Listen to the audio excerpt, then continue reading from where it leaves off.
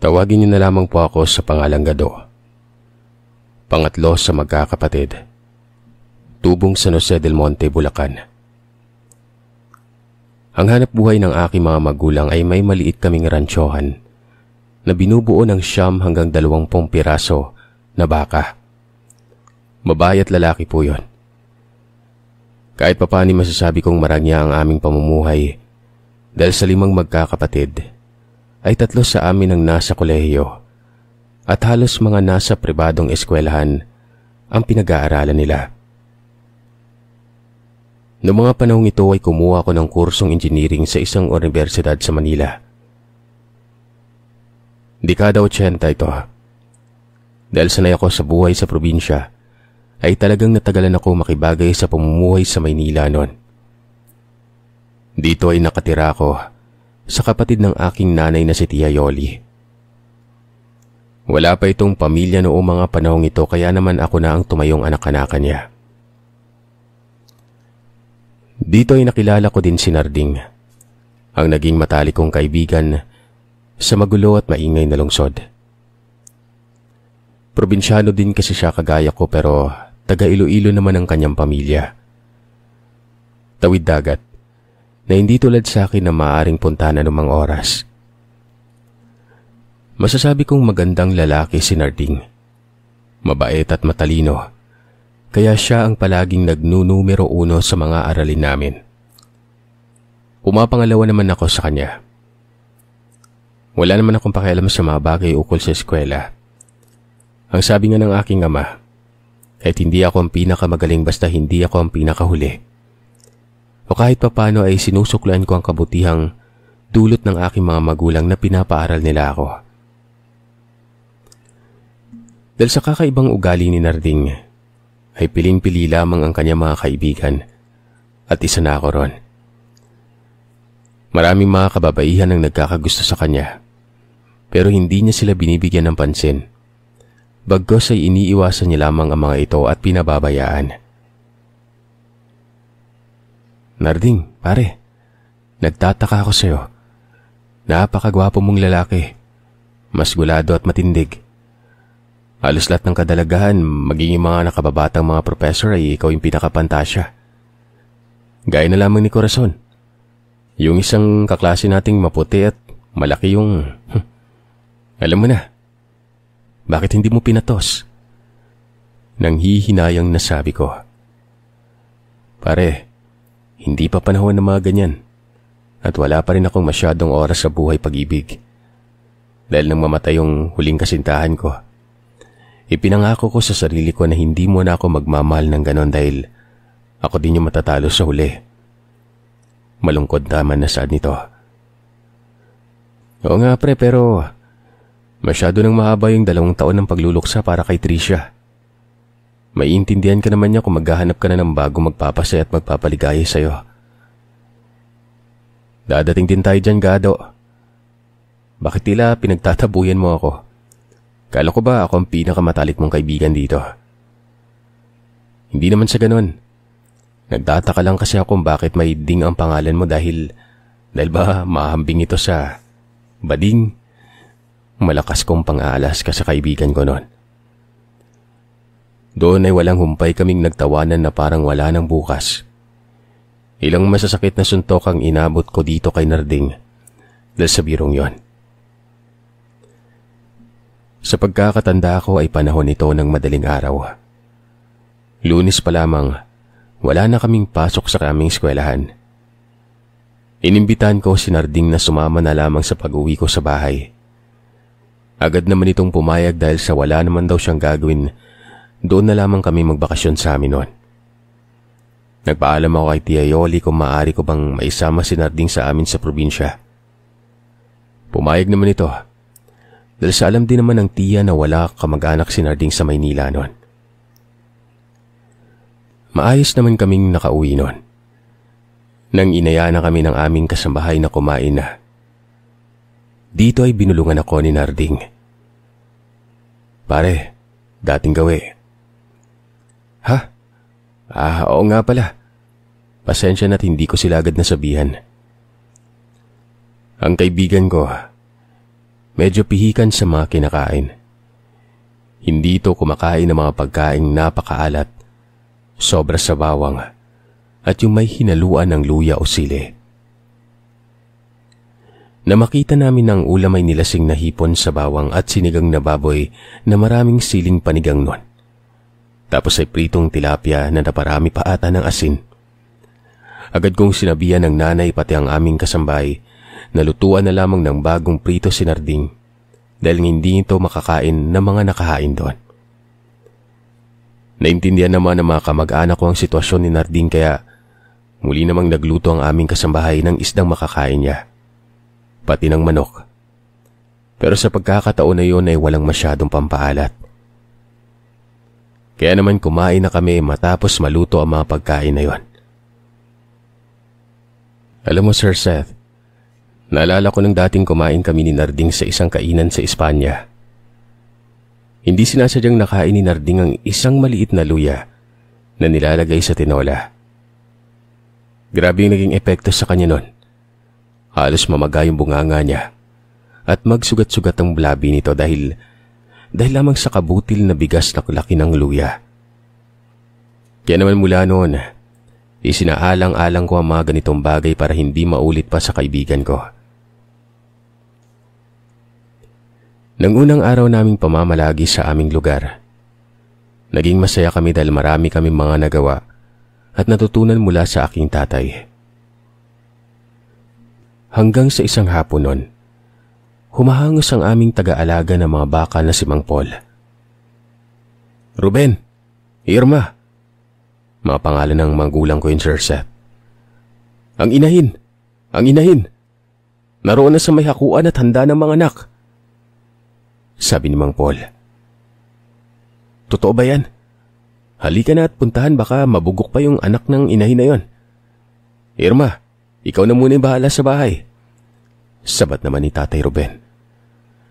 Walang sinayang na sandali si Tatay at Mang Paul at dumiretso na sila sa mismong hakuan. Dito ay nakita na nilang bubulwak na talaga ang anak ng aming inahing baka. Dahil sa kuryosidad, tumakbo na rin kami nila Tia Yoli at Narding sa may hakuan ng baka. At nasaksihan nga namin yung pagluwal ng isang malusog at buhay na batang baka. Pinunasan naman kaagad ni Tatay at ni Mang Paul bago ipasok sa kudal kasama ang inahing baka na yon. Nang inakala naming lahat na wala nang isisilang, muling bumuluwak ang dugo mula sa puwerta ng hayop. At doon, hindi sadyang napatingin ako sa paan ni Narding. Labis akong nagtataka kung bakit tila nanginginig ito. Kaya naman hindi ako nagpahalata at tumingin ako sa reaksyon ng mukha ng kaibigan ko na yon. Doon ay nagtaka ako kung bakit ganon ang kinikilos niya. Nagigiyagis sa mga ngipin nito habang walang humpay sa panginginig ang buong katawan. Na tipong kulang na lamang ay maglaway ito sa sobrang gigil nun. Nang hahawakan ko na ang balikat niya, bigla itong tumakbo ng mabilis papalayo sa may hakuan at hindi ko na namataan kung saan siya pumunta. Nang muli kong ibaling ang tingin ko sa kanila Tatay at Mang Paul, labis ang panlulumo ko dahil sa nakita kong namatay ang huling anak ng inahin. Sinubukan pang isalba ito ng Tatay at Mang Paul, pero mukhang hanggang doon na lamang talaga ito. Matapos nilang balutin ng kumot ang maliit na bakang namatay, sumama ako sa lugar kung saan nila inililibing ang mga namamatay na mga hayop sa aming ransyohan. Habang naglalakad kami papunta ay nakasalubong namin si Narding na naglalakad noon. Normal na rin ang kinikilos nito. Humingi ito ng paumanhin dahil ayon sa kanya ay matindi umano ang takot niya sa dugo kaya naman wala itong nagawa kung hindi ang tumakbo papalayo. Hinimas-himas ko na lamang ang likuran ng aking kaibigan at doon ay muling sumama na ito sa amin. Sa daan ay naikwento ko sa kanya na namatay ang pangalawang anak ng inahin, kaya naman inilibing namin ito. Nang makarating na kami sa paglilibingan ng baka, Humukay si Mang Paul ng napakalalim na butas na halos kalahating tao ang sukat. Doon ay inilapag na nila ang katawan ng patay na baka sa kamuling tinabunan. Matapos na mailibing ay umuwi na kami sa bahay para makapagpahinga dahil sa 2 araw na lamang ay babalik na kami sa Maynila. Kinagabihan, matapos kaming magkwentuhan ni Narding ay napagdesisyon na namin na matulog na. Dahil sa bisita si Narding ay doon ito natutulog sa kwarto ng isang kapatid ko. Habang kasama ko naman sa kwarto ang nakababata kong kapatid. Habang lumalalim ang gabi, hindi ako makatulog at parang init na init ako na hindi ko maintindihan. Kaya naman lumabas muna ako ng bahay para kahit papano ay magpahangin at magmuni-muni sa labas noon. Nung nasa labas na ako at umiinom ng tubig, ay may napansin akong tila may hinang pag-atungal sa hindi kalayuan. Kaya naman naalerto ako dahil sa baka pinasok kami ng kung anong mabangis na hayop. Isa akong taong buwang loob at hindi matatakotin kahit na sa mga lugar na madidilim. Nagdahan-dahan ako sa paglalakad hanggang sa madaanan ko ang mga baka naming panay ang unganon. Nang muli akong makarinig ng kakaibang alingas-ngas sa mga puno. Nang sinubukan kong magpalinga-linga habang papalabas ng kulungan ng mga baka at makita kong yumuyugyug ang mga puno na parang papagawi yon sa kung saan namin inilibing ang kakamatay pa lamang na baka. Dahan-dahan akong lumapit ng halos panawan ako ng ulirat dahil sa may nakita kong isang itim na nilalang na parang anino ang nakadapa doon habang may kung anong ginagawa. Pumwesto ako sa hindi kalayuan para hindi ako makita ng nilalang na yon at napaupo ako sa may halamanan. Ilang saglit lamang ang lumipas ay nakarinig ako ng mga ingay na parang may pinapangas at nilalantakan ang kung sino doon. Hindi ko ito masyadong makita dahil sa madilim na. Pero ang alam ko ay naroroon banda ang patay na katawan ng bakang aming inilibing. Maya-maya pa, bigla na lamang lumiwanag ang sinag ng buwan. Gulat na gulat ako dahil nakita kong may isang itim na taong walang pang itaas ang winawakwak ang tiyan ng bakang inilibing namin. At doon ay kinakain nito ang mga laman loob. Kitang-kita ko din ang sandamakmak na dugo sa mukha ng nilalang. Kaya naman hindi ko maaninag ang mukha nito. Habang abala ang nilalang sa pagkain at pagluray-luray sa katawan ng patay na baka, dahan-dahan akong umatras. Hindi ko na kaya ang mga nasaksihan nun. Pero sa hindi inaasahang pangyayari, biglang nahulog ang basong iniinuman ko mula sa aking likod. Nahulog ito sa mga batuhan at syempre tumunog yon. Dahil sa hindi ko na matiis ang takot ko ay tumalikod ako. Buong bilis akong kumaripas ng takbo. Hindi na ako muling lumingon sa may likuran. Nang papaakyat na sana ako para pumasok sa bahay, nabunggo ko si Narding na may daladalang tuwalya at mukhang bagong ligo nun. "Oh, Gado, saan ka pupunta? Pawis na pawis ka pa." "Pre, halika pumasok ka sa loob. Delikado dito. Kailangan na nating pumasok sa loob ng bahay." "Teka muna, ano bang sinasabi mo?" Sinabi ko kay Narding kung ano ang nakita ko noon. Sabi niya ay humanahon naman ako. Baka naman namamalik mata lamang ako noon. Dahil sa desidido si Narding na samahan ako ay ito pa ang naunang maglakad.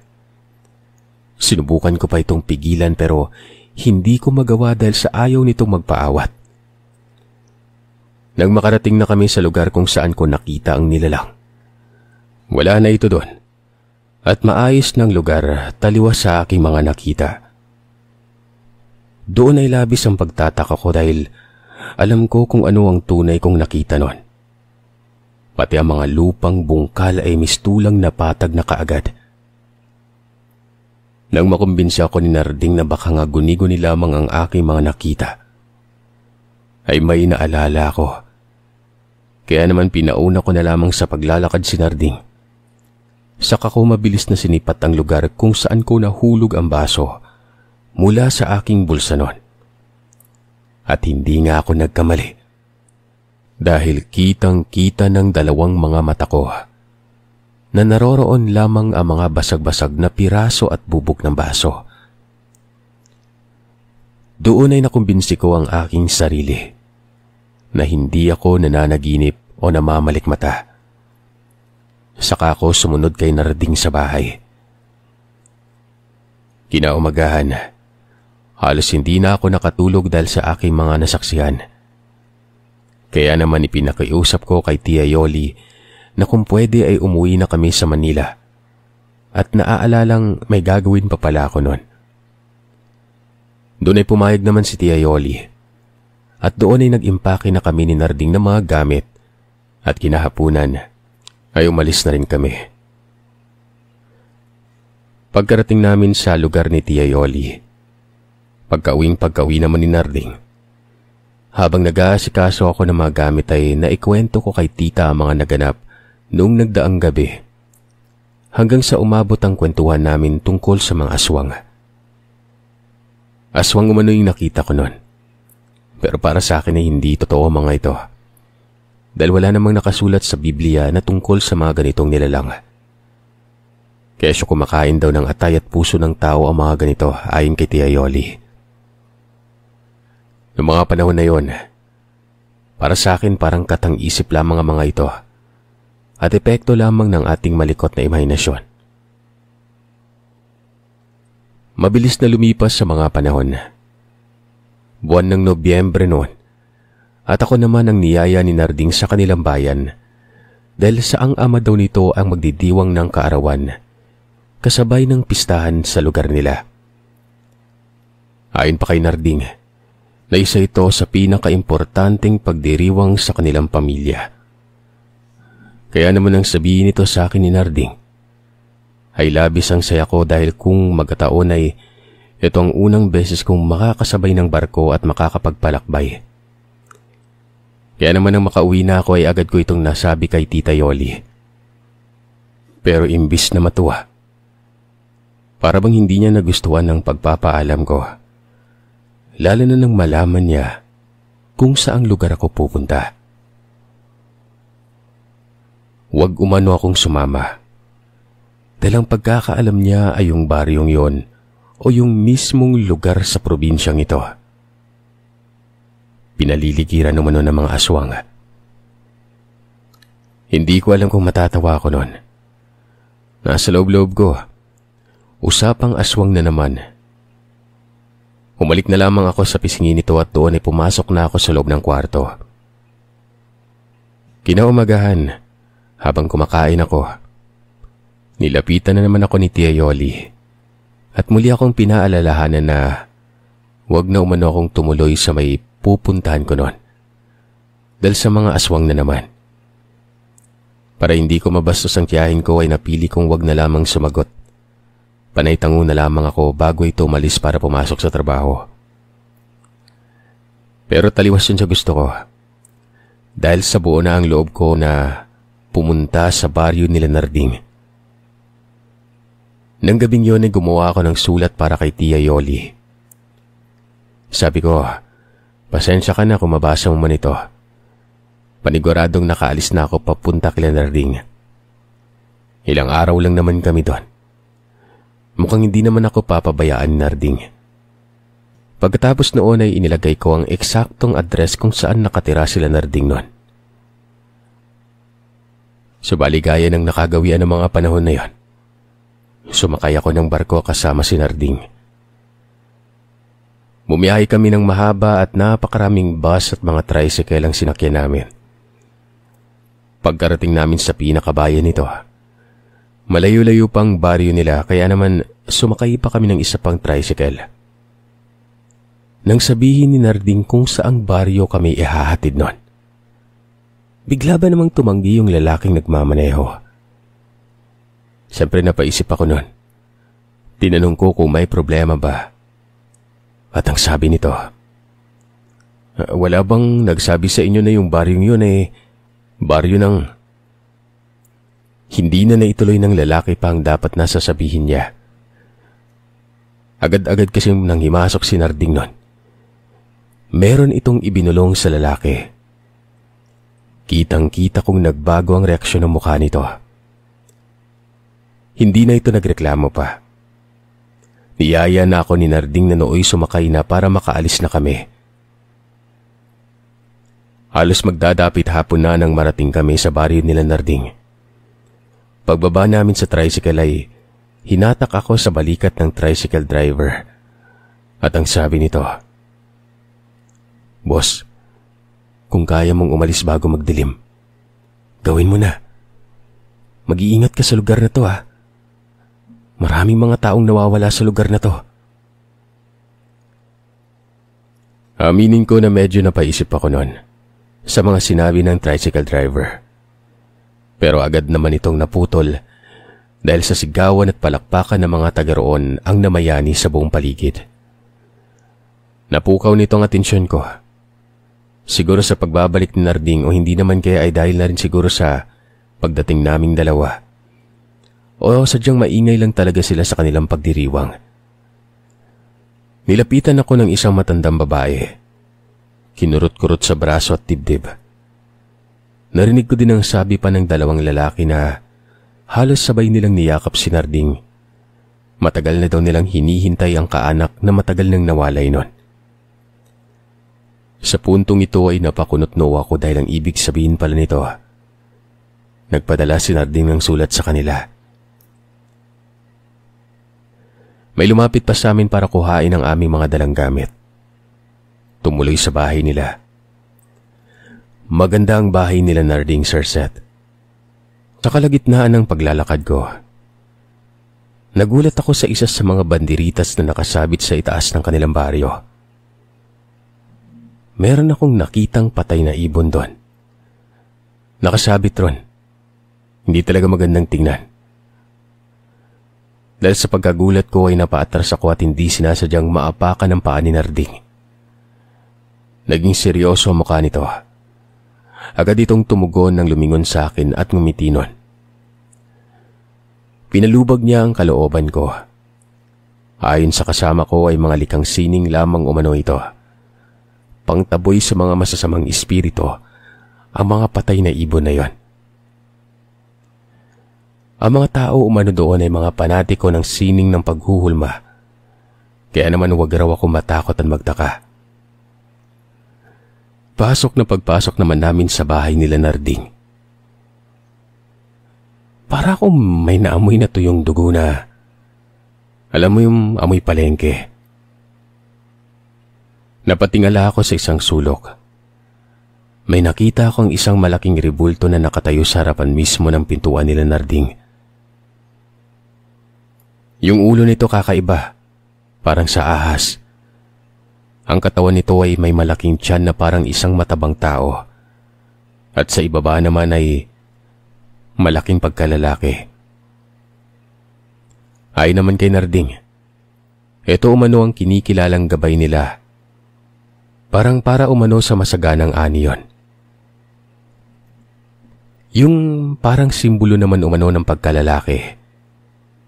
Pagpaparami umano ng lahi. Ang lahi umano ng mga aswang. Medyo na-caught off guard ako doon, Sir Seth. Nagulantang ako sa pagkakasabi ni Narding nun sa akin pero alam mo yung medyo tunog pabiro siya. Kaya naman mabilis di ko rin itong binaliwala. Nagtawanan lamang din kami matapos niyang sabihin yon. Kahit papano, nagsimula akong magduda sa mga nagaganap. Pero sinabi niya man sa akin na wag daw akong mag-alala. Dahil ligtas na naman umano ako. Hanggat magkasama kami Mataas man ang respeto ng mga taga roon sa kanya. Hinding-hindi umano ako mapapahamak sa loob ng baryo nila. Nang dumating ang hapunan, habang kumakain kami, pansin na pansin ko talaga, Sir Seth, na may sumisilip talaga doon sa pader tsaka sa bintana. Tinitingnan kami ni Narding. Pero hindi ako nagpapahalata at kapansin-pansin din yung mga kabataang parang gumagapang kumaglakad. Para bang may inaamoy yung mga yon. Sumilip ako sa bintana noon na katabi lamang ng kinakainan namin. Ibang-iba talaga ang pakiramdam ko. Meron akong nakikitang mga nakatayo dun sa mga makakapal na taniman, lalo na sa puno ng siniguelas. May mga nakadipa pa. Alam mo, yung buong barangay ata nakapalibot doon sa bahay nila Narding.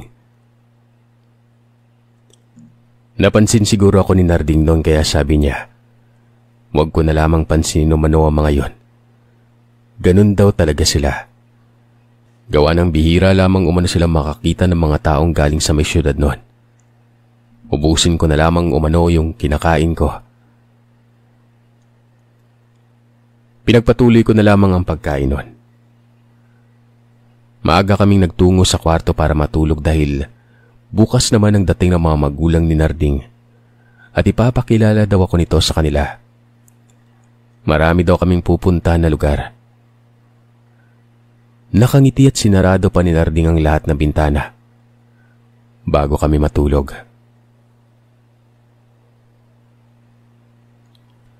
Mag-aalas 8 pa lamang nang humiga kami. Kaya naman ayaw akong dapuan ng antok nun. Napapikit lamang ang mga mata ko pero hindi ako makatulog. Maliban kasi sa siguro na mamahay ako, may mga naririnig din kasi akong mga halinghing at mga iyak ng hayop. Dagdag mo pa yung mga ingay ng mga kuliglig nun. Tas may mga aso na umaalulong na nagmumula pa sa malayong lugar. Napamulat ang mga mata ko nang may marinig akong isang malakas na tili ng babae. Agad naman akong lumingon kay Narding. Tulog na tulog naman ito. Sinilip ko ang relo ko noon. Nakatulog pala ako. 1:30 na ng madaling araw. Patuloy na lamang akong nagmasid sa kapaligiran gamit ang aking pandinig habang nakapikit noon. Pero para bang pinaglalaruan ako ng pandinig ko. Na para bang may mga kumakaluskos. Kaya naman nagtakip ako ng tenga. Para bang ano-ano nang naiisip ko noon. Naging maayos naman ang buong magdamag na ito. Kinabukasan maaga pa. Pumasyal kami sa nagagandahang mga ilog, sapa, lawa at batis sa lugar nila Narding. Namangha ako sa taglay nitong ganda na akala ko sa larawan mo lang makikita eh. Nang makabalik na kami sa bahay nila Narding, tamang-tama dahil nakaabang na doon ang tatay nito na si Mang Ramon at ang kanyang inang. Matikas ang itsura ni Mang Ramon. Sa unang tingin ay mapagkakamalan mo itong isang militar. Seryoso ito kung tumitig at mababanaag ang pagkastrikto sa kanyang personalidad. Hindi nito makuwang ngumiti. Taliwas naman sa anak niyang si Narding na palaging nakangiti noon. Siguro yung inang nito yung kaugali ni Narding dahil tipid ito kung ngumiti at magsalita sa una. Pero sa kalaunan ay makwento na. Maya-maya pa ay may dumating na mga panauhin. Lahat sila nakatingin sa akin. Nakatitig nun. Narinig ko pa ang pangangamusta sa akin ng isa sa mga ginang sa nanay ni Narding. Sir Seth, hindi ko alam kung malinaw ko bang narinig yung tanong niya o kung anumang sinabi niya sa nanay ni Narding noon. Pero habang tinititigan kasi ako nito, ang sabi ba naman sa nanay ni Narding, bakit payat? hindi mataba. Parang dismayado yung mukha niya. Para bang ibebenta ako ng pamilya ni Narding nun. Dali-dali naman akong napatitig kay Mang Ramon. Tumatango-tango ito na nagpapahiwatig na sumasang-ayon ito sa ginang. Kinagabihan, kakaibang musika ang mga naririnig ko sa tunog ng baho, ng gitara, agong at harmonika. Sumilip ako sa bintana at mula sa ikalawang palapag, doon ay nakita ko ang mga taong nagsasayawan. Pero para bang kakaiba mga ito, taliwas sa mga nakasanayang gawin natin ng pagsasayaw. Parang kakaiba mga sayaw na hindi mo makikita sa kahit na anong klaseng kasiyahan ang mga ginagawa ng mga yon. Mga sayaw na animoy sinapian ng masasamang espiritu, habang pinapaliguan ng kung anong pulang likido ang nakita kong ribulto. Hinahawakan ng karamihan ng katawan nun. Nagsasalita ang mga kababaihan na hindi ko maintindihan. Pero alam kong uhaw no uhaw sa pagsasayaw sa kasiyahan at ang hindi ko inaasahang mangyari. Habang nakatunganga ako at tinitingnan sila noon sa may pader, bigla kong hinatak ni Narding. Maya-maya pa, nagsimula itong umiyak. Isinuksok ako ni Narding sa may gilid ng parte ng pader na sementado. Humingi ito ng pasensya. Meron umano siyang aaminin sa pagkatao niya. Totoo kami, Gado. Totoong may aswang.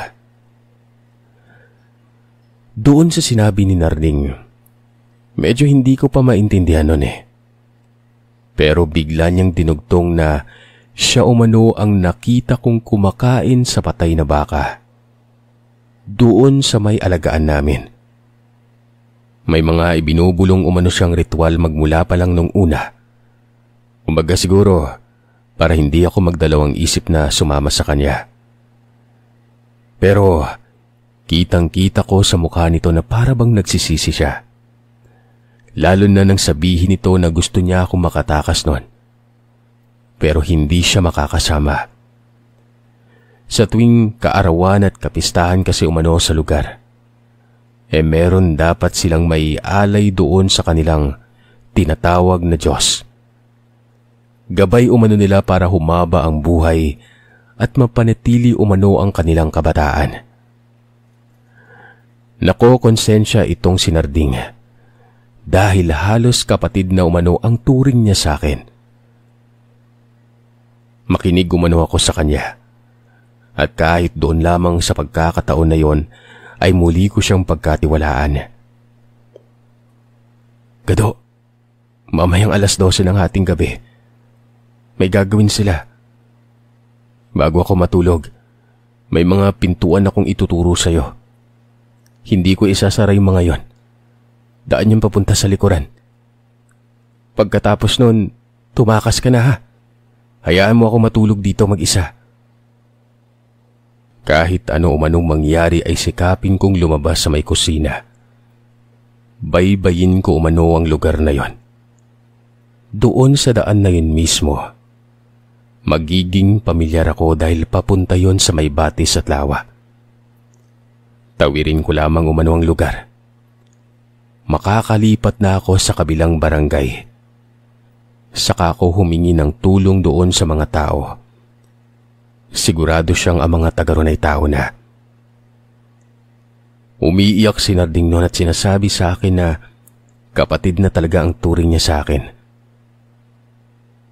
Mas hindi umano kakayanin ng konsensya niya na mangyari ito sa akin noon. Wala akong ibang katagang sinabi kay Narding, Sir Seth. Tulala ako at hindi ako makapaniwala na yung bagay na hindi ko pinaniniwalaan noon, napapalibutan na ako. Wala akong kaimik-imik noon. Si Narding ay lumabas saglit. Nakipag-inuman ito doon. Alam niyo, ni minsan ay hindi ko nakita si Narding na umiinom. Pero noong mga panahon na yon, grabe ito kung tumagay. Halos maubos na niya yung isang palayok na siya lamang mag-isa. Yung isang palayok nun, 4 litro yun eh. Nang malapit ng oras na sinabi ni Narding, nakita kong medyo antok na ito pero umakyat ito pabalik sa kwarto namin. Nakahanda na yung maliit na sisidlan ng damit ko at ibang gamit na pang-4 na araw na damit ko. Agad na hinubad ni Narding ang kanyang kasuotan pagkalapit niya sa akin. Ang sabi niya, magpalit umano kami ng damit. Isuot ko mano ang pinaghubaran niya. Nahintakutan ako, Sir Seth, nang sabihin niyang kanina pa daw nakasalang ang napakalaking kawa nila sa may baga. Ultimong ang mga rekado, handa na. Medyo nagtataka pa ako nang sabihin ng kaibigan ko na 3 umano ang kawang naroroon. Pero hindi pa rin ako makapagsalita nun. Ang habili ni Narding, magmasid-masid ako sa paligid. Pero yung mga oras kasi na yon na malapit na ang selebrasyon, lahat ng nasa baryo niya nagtitipon-tipon na. Kaya yun na ang pagkakataon ko para makatakas. Muli ay inulit niya na magmasid akong maigi sa paligid. Dumiretso ako ng batis at humingi ako ng tulong noon. Pagkalabas ko sa may pintuan ng kusina, dahan-dahan pa akong gumapang-gawa ng hindi pa masyadong matalahiban o mapuno ang parte na yon. Baka kasi makita ko. Mabuti na lamang din at ang isinuot ni Narding noong nag-iinom siya ay kulay itim. Kaya naman nung pinasuot niya yun sa akin, hindi halata o hindi makikita sa malayo. Habang papalayo, Sir Seth, may mga naririnig akong karabugan. May mga napapansin ako mga bitbit na sako ng mga taong naroroon. Patuloy ako sa paglalakad noon. Nang makalampas ako sa makakapal na puno ng saging, bigla akong nakarinig ng isang sigaw ulit ng babae. Kasabay ng pagsigaw noon ay paghiyaw naman ng mga tao doon sa baryo na yon. Sa sobrang kaba ko, talagang nakaramdam ako ng pagkauhaw. Sabi ko, kung ganun, hindi lang pala ako ang iisang dapat ay nakasalang doon. 3 nga, diba? Sino kaya yung boses ng babaeng sumisigaw nun? Tanging liwanag lamang ng buwan ang nagsisilbing ilaw ko sa makapal na mga halaman. Pagapang akong kumilos para masilip ang bandang ibaba ng lugar na yon. At doon ay nakita ko sa kabilang parte ng sapa. May ilaw ng lampara sa may bandang ibaba. At ito na siguro ang barangay sa kabilang baryo na tinutukoy ni Narding na pwede kong hinga ng tulong at matatakasan nun. Gumapang ako muli pababa papunta sa lugar na yon. Sa pagkakataong yon, kailangang makalapit ako sa mga kabayan para humingi ng tulong. O hindi kayo makalapit lamang sa lugar na merong ilaw nun. Nung una syempre hindi ko alam kung gaano katagal doon na gumagapang. Pero nung tingnan ko kasi ang orasan ko ng pagkatapos ko maranasan yun ay mag-alas 4 na ng madaling araw. Bali ayun na, malapit na ako sa mga kabayan. Marami akong galos sa kamay, mukha at katawan. Pagkalapit ko sa unang bahay, nagmakaawa kagad ako. Kinalabog ko lahat. Humingi ako ng tulong nun. Siguro sa 10 bahay na kinatok ko, 3 sa mga bahay na yon ang biglang bumukas ng gasera. Hindi kagad lumabas pero nang makitang normal siguro ako na tao ay Lumabas sa mga ito. May daladalang mga itak nun. Pagkakita sa akin ay doon na ako umiyak, Sir Seth. Humingi ako ng tulong sa kanila. Ipiniliwanag ko lahat ng sitwasyon at nangyari sa akin. Tila ba hindi na sila nagulat pa sa narinig nila sa akin nun. Ayon pa sa isang matandang taga ron, pangalawa pa lamang umano akong nakaligtas doon sa baryo. Binigyan nila ako ng isang basong tubig nang makakain. Dahil hindi na rin ako nakakain ng gabing, sinabi sa akin ni Narding kung ano ang gagawin sa akin ng mga kababaryo niya. Hindi talaga ako nakatulog noon, Sir Seth. Pero nung nagsimula ng sumikat ang araw, doon na akong mahimbing na nakapikit. Sa maniwala man kayo sa hindi, 1.5 araw akong tulog. Ayon pa sa tinuluyan ko, meron umanong mga taong naghahanap sa akin noon. Yung isa, nung sinabi nila kung ano ang itsura, ay kawangis na kawangis ito sa itsura ng tatay ni Narding. Kinutuban daw sila kaya hindi nila ako tinuro noon. Pagkatapos nito ay dinala nila ako sa bayan. Saktong-sakto naman na naroroon pala si Tia Yoli at hinahanap din pala ako. Grabe yung iyak ko nun. Grabe yung hagulgul ko at tingin ng tawad sa kanya. Inuwi ako ni Tia Yoli kaagad-agad nang may dumating na barko para dalhin kami sa Manila. Natroma ako noon, Sir Seth. Isang semata akong hindi nakapasok noon. Nakatulala lamang ako at takot na takot. Si Narding ay hindi na muling bumalik pa sa aming paaralan. Kapag tinatanong naman ako ng mga nakakakilala sa aming dalawa kung anong nangyari dito, wala akong maisagot, kundi ang hindi na siya babalik pa.